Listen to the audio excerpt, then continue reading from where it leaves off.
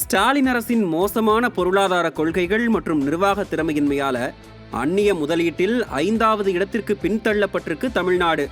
அப்போ வெளிநாட்டு முதலீடுகளை ஈர்க்க போறேன்னு அமெரிக்கா, ஸ்பெயின், ஜப்பான், துபாய்னு போய் சைக்கிள் ஓட்டி ஸ்டாலின் வீடியோ போட்டதெல்லாம் இன்ப சுற்றுலாவான்னு தொழில் முனைவோர்கள் கேள்வி எழுப்பியிருக்காங்க. உலக முதலீட்டாளர் மாநாடு மற்றும் தொழில் முதலீடுகளை ஈர்க்க வெளிநாட்டு பயணங்கள் எல்லாம் ஸ்டாலினின் சுய விளம்பரத்திற்காக மட்டுமே நடத்தப்படுதுன்றது அம்பலமாகி இருக்கு. ஒவ்வொரு முறை வெளிநாடு போயிட்டு வந்தப்போ அவ்வளவு முதலீடு இவ்வளவு முதலீடுன்னு பட்டியலிட்டாங்க திமுக அமைச்சர்கள்.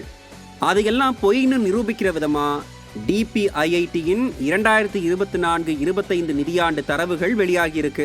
மகாராஷ்டிராவும் கர்நாடகாவும் இணைஞ்சு நாட்டின் 51% அந்நிய முதலீடுகளை கைப்பற்றி இருக்கு. ஆனா தமிழ்நாடு வெறும் $3.68 பில்லியன் முதலீட்டுடன் 5வது இடத்துல தத்தளிக்குது.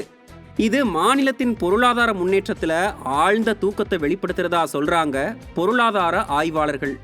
ஸ்டாலின் ஆட்சியில தமிழ்நாட்டில் இருக்கிற உள்கட்டமைப்பு தேக்கம், முதலீட்டாளர்களுக்கு உகந்த கொள்கைகள் பற்றாக்குறை, தொழிலாளர்கள் நலன்ல மெத்தன போக்கு, இதெல்லாம் முதலீடுகள் சரிய காரணமா சொல்லப்படுது. இதையெல்லாம் சரி பண்ணாம விளம்பரங்களில் மட்டும் நம்பர் 1 வெற்றி பெருமை தேடிக்கிறது முதலீட்டை கொண்டு வராது. அதுக்கு உறுதியான உண்மையான செயல்பாடுகள் தேவை.